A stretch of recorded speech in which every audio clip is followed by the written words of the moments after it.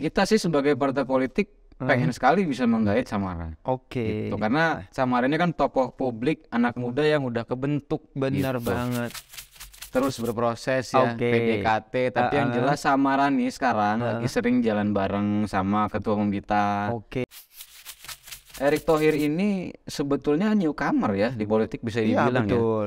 Tapi kalau kita lihat data-data surveinya belakangan ini sebagai newcomer, angka surveinya Erick Thohir ini di posisi cawapres, dia mengalahkan kontestan yang udah berlaga di pemilu sebelumnya loh. Iya.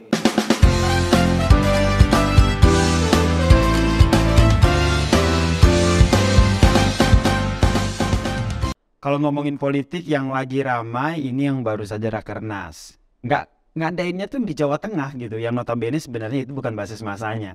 Tapi yang menarik itu adalah apa yang disampaikan oleh Presiden Joko Widodo. Kalau kalian searching internet nih teman-teman netizen, itu ada tuh mention Pak Jokowi yang bilang, oh ini strategi dari si partai ini untuk menggait salah satu kandidat capres. Ya, Partai Amanat Nasional. Kita akan ngobrol terkait dengan bagaimana langkah politik dari Partai Amanat Nasional. Tentu saja ngaruhnya ke anak muda tuh kayak gimana sih? Kita sapa dulu teman-teman netizen. Selamat pagi, selamat siang, selamat sore teman-teman netizen. Assalamualaikum, apa kabar? Senang banget nih saya Yasir Nene Ahmad bisa menyapa teman-teman netizen semuanya di Obras. Obrolan rasional santai dibahas hingga tuntas. Kali ini bintang tamu ataupun tamu di rumah Obras adalah Bang Dimas, apa kabar? Baik, Bajunya apa warna kabar biru. semuanya? Sehat ya Bang? Sehat, Ya. insya Allah. Bang Dimas ini adalah juru bicara DPP Partai Amanat Nasional, betul? Juru bicara muda. Juru bicara muda. Betul. Ada yang kenapa harus ada kata mudanya? Karena ada yang senior-senior Oh, juga. begitu? Betul. Heeh. Jadi kita ada pembagian peran lah ya. Ada yang senior, ada yang muda. Nanti itu kaitannya ke pembahasan kita. Oke. Oke, sip. Nih ya, Bang Dimas ini adalah juru bicara DPP PAN, juru bicara muda. Begitu kalau kita ngomongin soal Partai PAN, ngomongin soal anak muda, ini banyak banget ya anak-anak muda yang Betul. sekarang masuk ke PAN.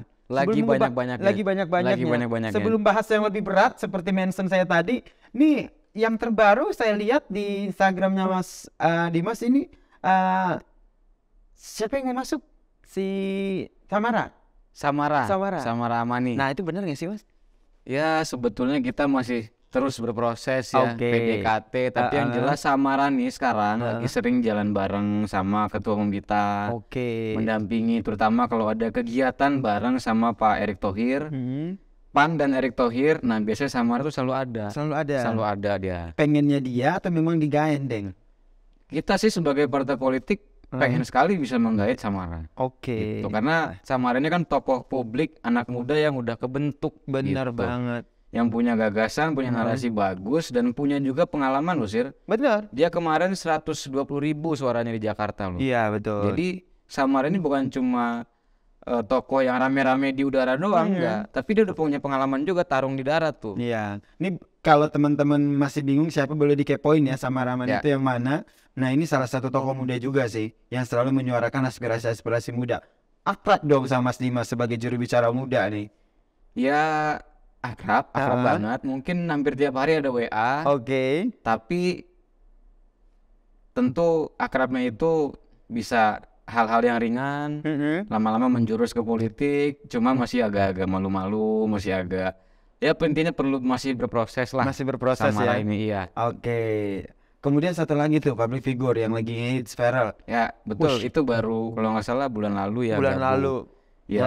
Dan kita senang sekali Partai Amanat Nasional dengan bergabungnya Verrel Bramasta. Sebetulnya Verrel Bramasta ini satu dari sekian banyak Anak muda. artis Oh gitu. yang ada di PAN. Kan ada julukannya PAN itu Partai Amanat Nasional, dan kita very welcome dengan julukan itu gitu. Partai Nggak- Amanat nggak Nasional ada atau masalah. Partai Artis Nasional? Partai Amanat atau Partai Artis Nasional Partai gitu Artis ya. Kita Nasional. oke-oke aja sih, very welcome. Nah, tapi Verrel adalah satu dari sekian banyak artis yang ada di PAN. Nah, kebetulan Verrel ini juga anak muda gitu. Nah, PAN ini sebetulnya nggak semua juga artis itu digait. Ada yang digait, ada juga yang datang dengan kesadaran sendirinya, Oke. ingin bergabung dan berkontribusi melalui Partai Amanat Nasional. Gitu.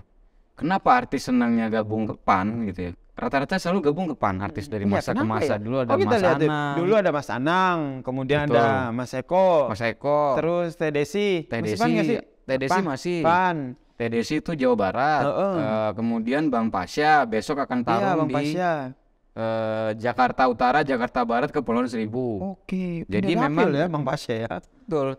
Jadi PAN ini memang terbuka ya Sir ya terhadap setiap anak bangsa itu memiliki hak yang sama gitu Sir. Keren sih mau dia profilnya artis, mau dia jurnalis, ya kita nggak bisa tolak. Kalau ada yang mau gabung, saya artis, kenapa harus dia tolak gitu. Jadi kita terima, kita edukasi, kita berikan pembekalan, kita arahkan dapilnya yang cocok di mana, kemudian juga pembekalan gagasan apa yang akan dia tawarkan di dapilnya agar dia menang, termasuk juga sampai ke pendanaan di pertarungan pemilihan legislatif. Oke. Gitu. Segitu kompleksnya ya, lengkapnya kaderisasi yang dilakukan oleh PAN. Nah, apakah ini PAN memang mencitrakan dirinya sebagai salah satu partai anak muda begitu? Dan juga lepas dari kalau partai artis itu memang dari periode sebelumnya memang sudah banyak public figure akhirnya masuk ke PAN. Tapi ini nih, kalau kita lihat kan memang generasi Z, kemudian generasi milenial ini kan termasuk jumlah pemilih yang cukup banyak nih presentasinya. Nah, salah satu strategi PAN ini untuk menyasar anak muda. Sebetulnya gini sih, semua partai politik ini kan ibarat produk ya. Produk, dan kita harus mengakui juga bahwa kontestasi politik ini adalah merebut hati pemilih gitu, merebut hati masyarakat. Nah, bagaimana agar produk kita diterima, dibeli oleh masyarakat itu. Dibelinya bukan beli uang loh ya, tapi dibeli itu ibarat tadi produk gitu, supaya dibeli konsumen gitu. Ini kan kita harus selalu adaptif terhadap perkembangan dan tantangan zaman. Nah, kalau kita kembali ke Rakornas PAN kemarin, itu bukan Rakernas tapi Rakornas PAN di Semarang, Jawa Tengah, itu Pak Jokowi dalam pidatonya menyampaikan bahwa pemilih muda ini mendominasi, itu berdasarkan data ya Sir, bahkan data sensus BPS tahun 2020, bahwa pemilih muda ini mendominasi suara pemilih di pemilu tahun 2024. Gitu. Bagaimana PAN menyikapinya? Tentu kita harus menjawab tantangan zaman yang ada saat ini, yang mana pemilih muda mendominasi, artinya kita harus bisa mendapatkan suara, meraup suara dari para pemilih muda dan pemilih pemula. Gitu. Nah, di PAN ini kita rasional aja, Sir.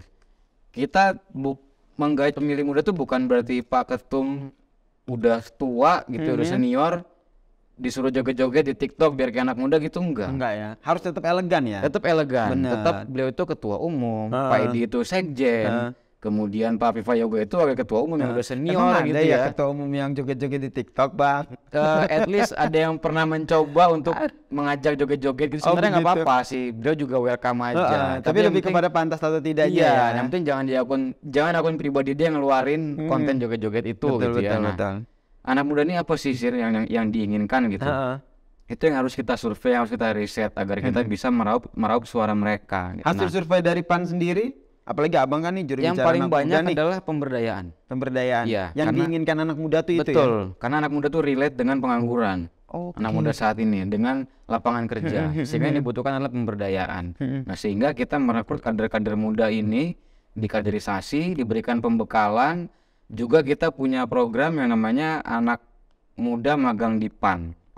Itu MAPAN nama programnya. Anak muda magang di PAN. Betul. Ini jadi buat teman-teman netizen ya yang pengen belajar politik, begitu boleh ya? Bisa banget. Bisa banget. Ya? Di magang di PAN itu ada programnya kunker ke DPR RI, ke DPRD, ke kepala daerah, bahkan ke Menteri Perdagangan dan juga ketua umum. Bisa kunker ke sana belajar langsung, kemudian juga belajar membuat konten-konten politik yang unik dan kreatif gitu ya. Dan itu baru berjalan batch 1. Kurang lebih 2 bulan yang lalu.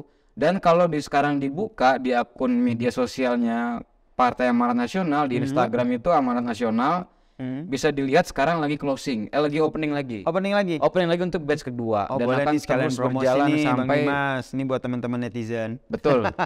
Jadi kalau ada yang mau ikut magang di PAN, silakan cek akun Instagram @amanatnasional. Gitu. Oke, ini lain hal kita berbicara soal bagaimana pemberdayaan terhadap anak-anak muda. Tapi lepas dari itu tentu harus ada pengkaderisasian politisi-politisi senior dong. Kalau kita lihat kemarin, menarik ini teman-teman netizen, langkah yang diambil oleh PAN, Rakornas di Jawa Tengah, bahkan ketua umumnya Pak Zulkifli Hasan, dakilnya itu mau di Jawa Tengah gitu. Ini langkah drastis loh. Kalau hitung-hitungan secara matematika, yakin nih bakal menang. Kenapa tuh Bang? Jadi kemarin Rakornas itu digelar di Jawa Tengah ya. Memang Jawa Tengah ini kan kemarin di pemilu sebelumnya itu mendapatkan hasil yang kurang memuaskan. 0 kursi DPR RI-nya. Sedangkan di pemilu-pemilu sebelumnya selalu 8 kursi, 9, 7 berkutat di sekitar-sekitar itulah hasil. Nah, pemilu 2019 kemarin kita 0 kursi. Nah, ketua umum kita ini dia mengambil inisiatif. Bagaimana bisa mengglorifikasi kebangkitan gitu ya, membangkitkan semangat teman-teman kader-kader di kader-kader PAN Jawa Tengah, sehingga dia memberanikan diri untuk pindah ke Jawa Tengah. Gitu. Padahal dia udah lama di Lampung itu sih, udah berapa periode Pak Zulkifli Hasan itu di Lampung. Sebetulnya kalau dibilang sayang, ya sayang.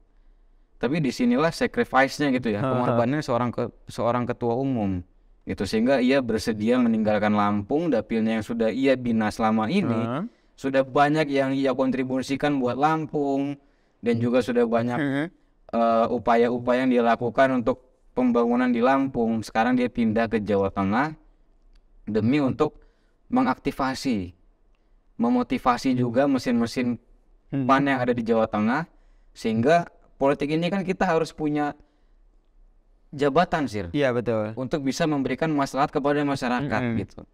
Kalau kita tanpa jabatan, ya itu namanya sih ini ya seperti badan-badan zakat gitu ya. Tapi kalau dengan politik ini kita kan perlu jabatan untuk bisa memberi pemberdayaan kepada masyarakat. Betul. Sehingga salah satunya melalui pertarungan pemilihan legislatif.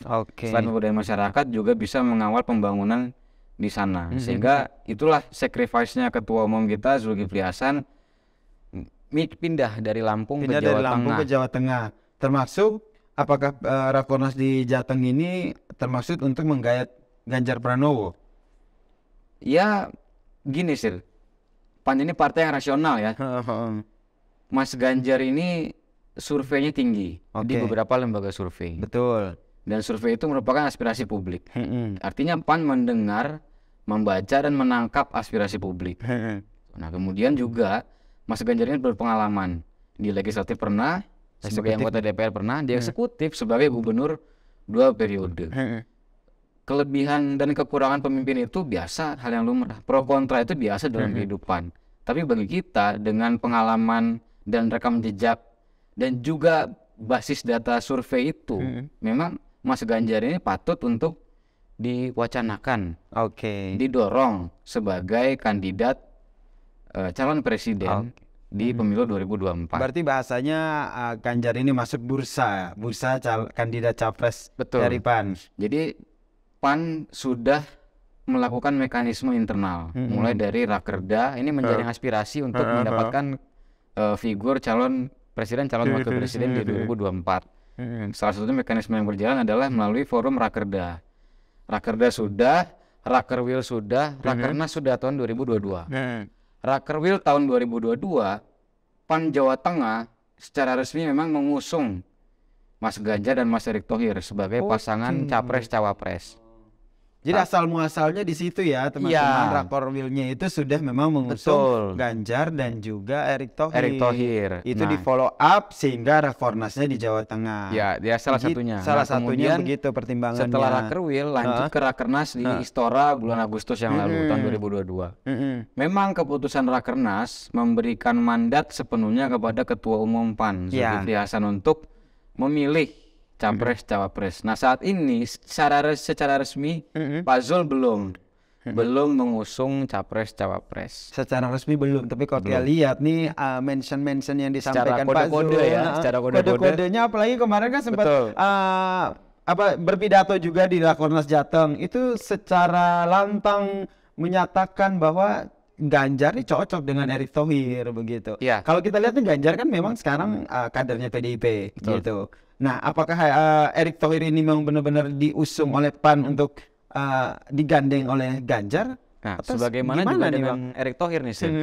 Erick Thohir ini sebetulnya newcomer ya di politik bisa dibilang betul. Tapi kalau kita lihat data-data surveinya belakangan ini sebagai newcomer, angka surveinya Erick Thohir ini di posisi cawapres, dia mengalahkan kontestan yang udah berlaga di pemilu sebelumnya loh. Iya, betul. Yaitu Sandiaga Uno. Itu bisa dilihat ini berdasarkan survei ya, scientific survey bahwa Erick Thohir sebagai newcomer aja bisa mengalahkan Sandi Uno di data survei. Kemudian juga lembaga-lembaga survei merilis kinerja menteri dengan kinerja baik. Itu Erick Thohir ini selalu berada di 3 besar. Jadi kinerjanya teruji, gitu kan? Prestasinya banyak di BUMN. Salah satunya mengintegrasikan bank-bank syariah BUMN itu menjadi BSI itu gak gampang sih. Jadi merger semua, kemudian dan banyak lainnya sampai laba BUMN itu kalau nggak salah mencapai 200 triliun rupiah. Itu rekor dalam berapa tahun. Artinya secara kinerja juga secara scientific survey Erick Thohir ini bagus. Sehingga akhirnya diusung lah sama PAN. PAN ini rasional aja, sehingga kita pun ikut menyuarakan bahwa pasangan Mas Ganjar dan Mas Erick ini sangat bagus untuk kontestasi selanjutnya. Oke, gitu, ini pasangan yang menarik nih ya, Mas Ganjar dan juga Mas Erick. Kalau Mas Ganjar ini kan tunggu restu dari PDIP. Kalau kalau di mengusung Mas Erick Thohir sendiri, tentu PAN kan tidak berdiri sendiri, masuk dalam koalisi Indonesia Bersatu. Komunikasi dengan besti-bestinya gimana nih dengan Golkar dan juga satu lagi P3. Oke. Komunikasi dengan KIB sampai saat ini berjalan bagus.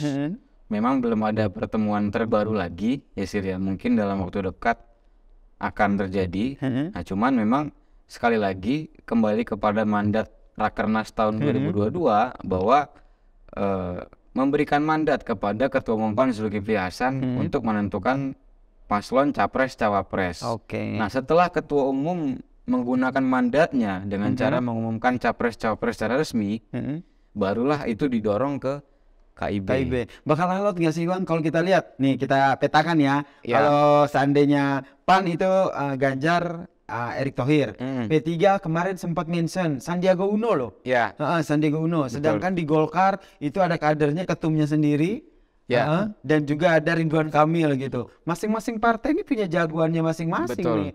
Alot nggak sih nanti diskusinya menurut Bang Dimas sendiri? Bahkan dalam daftar nama-nama yang diumumkan di Rakernas PAN tahun 2022, Ketua Umum kami itu juga masuk sebagai bakal calon presiden yang layak diusung oleh Partai Amanat Nasional. Jadi memang itu biasa sih dalam politik itu. Selalu penuh dengan dinamika, dengan kejutan-kejutan, tapi insya Allah semuanya akan segera mendapat jawaban yang cepat gitu ya, dan pasti, karena memang ini tahun 2023 sudah tahun politik ya.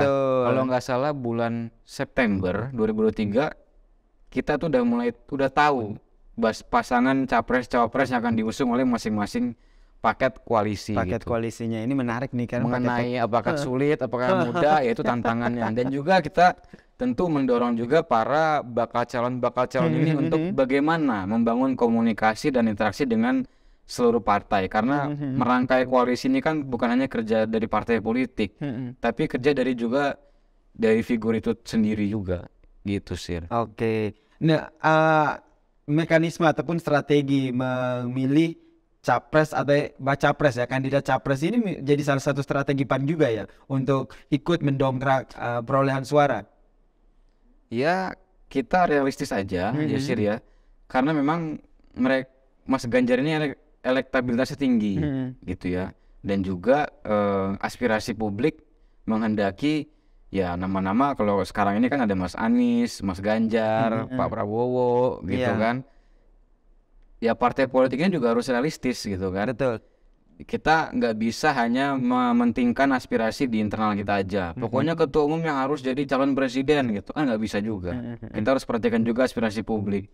mana yang diterima masyarakat, mana yang kurang diterima oleh masyarakat. Nah, sehingga kita mengusung nama capres cawapres itu dalam rangka kaitan ke kotel efek, ya why not juga sih. Ini politik serba dinamis aja, mengalir aja gitu ya. Tapi setiap langkah, setiap keputusan tentu kita harus memahami perhitungan konsekuensinya. Jangan sembarang kalau kata Pak Jokowi kemarin itu di Rakornas, hati-hati, jangan sembarang lagi pilih koalisi, jangan sembarang lagi, jangan salah lagi pilih capres cawapres gitu kan ya. Karena memang nggak bisa dipungkiri bahwa paslon capres cawapres yang akan bertarung kelak itu memiliki kotel efek terhadap partai-partai politik yang mengusung. Setuju gitu. Dan semuanya bermuara pada, semuanya berakar dari bagaimana mencari aspirasi rakyat. Ya.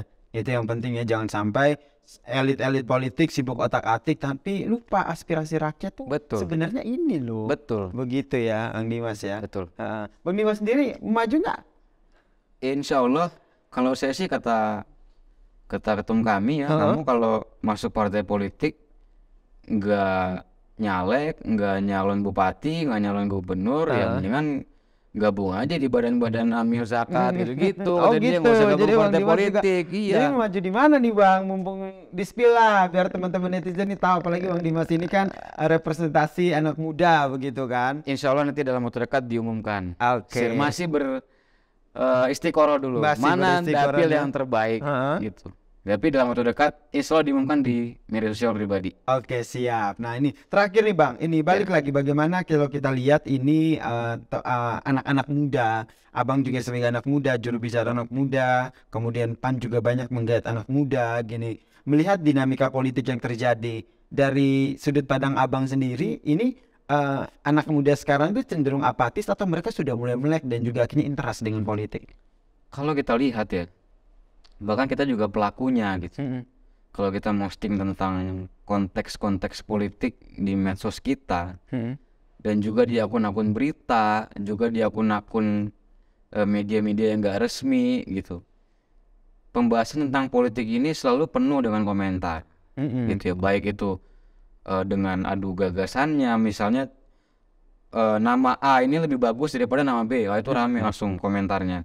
Kemudian juga jika ada yang ketangkap korupsi, ramai lagi komentarnya. Jadi memang politik ini saat ini hampir di semua kanal media sosial gitu ya, hampir di semua platform medsos itu udah menjadi barang mainstream itu Sir. Udah menjadi hal yang bisa menjadi viewers getters gitu. Jadi konsumennya banyak. Seri politik ini, termasuk anak-anak muda. Anak-anak muda kan mendominasi media sosial. Nah, topik-topik politik ini sekarang banyak di media sosial, termasuk bagi kami para insan-insan partai politik gitu ya. Tentu kita akan memaksimalkan juga yang namanya media sosial. Karena apa? Medsos ini kan membuat informasi itu menyebar lebih cepat, lebih murah, dan lebih menyebar gitu Sir. Dibanding kita dulu mau kenal Dimas harus pasang baliho berapa ratus juta satu baliho itu Sir. Sekarang dengan medsos gitu, kita tinggal posting aja, bikin desain-desainnya dikit, sebarin ke grup-grup WA, orang jadi tahu gitu kan. Oh ini Yasir, oh ini Dimas gitu. Nah sehingga bagi kami partai politik ini nggak memungkiri juga bahwa medsos ini perannya penting gitu, perannya vital dalam kontestasi demokrasi, bagaimana memenangkan hati rakyat, salah satunya melalui media sosial. Nah hanya saja seringkali pertarungannya nggak menarik di medsos karena nyerang itu pribadi gitu Sir, ad hominem. Misalnya Dimas yang diserang bukan gagasannya Dimas, tapi personalnya Dimas ceking gitu misalnya Sir. Itu kan pribadi sih gitu. Atau yang diserang rumah tangga, istri anaknya dibawa-bawa gitu kan. Ini akan jadi yang bikin politik jadi nggak menarik gitu. Padahal anak istrinya nggak berpolitik mah nggak ada urusan, nggak salah. Ini juga bisa jadi edukasi kita bersama nih teman-teman netizen, bahwa memang media sosial ini sekarang memang sangat ramai juga pemberitaannya soal media sosial, dan harapannya bisa dimanfaatkan menjadi pembelajaran politik yang baik ya. Betul, Bang Dimas. Oke, thank you banget Bang Dimas udah datang ke sini. Obras. Nanti kita undang-undang lagi, apalagi kita penasaran nih Bang Dimas nanti nyalek di mana ya. Nanti kita siap-siap dorong lah, karena siapapun yang memiliki gagasan politik, punya cita-cita politik yang baik untuk rakyat, Obras siap untuk memberikan ruang untuk berpendapat dan menyampaikan aspirasinya. Sekali lagi, thank you Mas Dimas, juru bicara muda Partai Amanat Nasional telah gabung di sini. Itu tadi teman-teman netizen perbincangan saya dengan Mas Dimas, juru bicara muda. Ini cocok banget nih buat teman-teman netizen yang baru mau belajar politik, baru mau kepo-kepo hal politik. Coba mulailah membuka pikiran, membuka wawasan kita soal politik, karena di 2024 nanti kita juga punya suara untuk menentukan siapa orang yang akan kita pilih untuk memimpin nih, untuk mengawal kebijakan politik dan semua kebijakan yang ada di pemerintahan 5 tahun mendatang. Saya pamit dulu, nanti kita jumpa lagi. Saya tutup. Wassalamualaikum warahmatullahi wabarakatuh. Selamat siang, selamat malam, selamat pagi nih teman-teman netizen.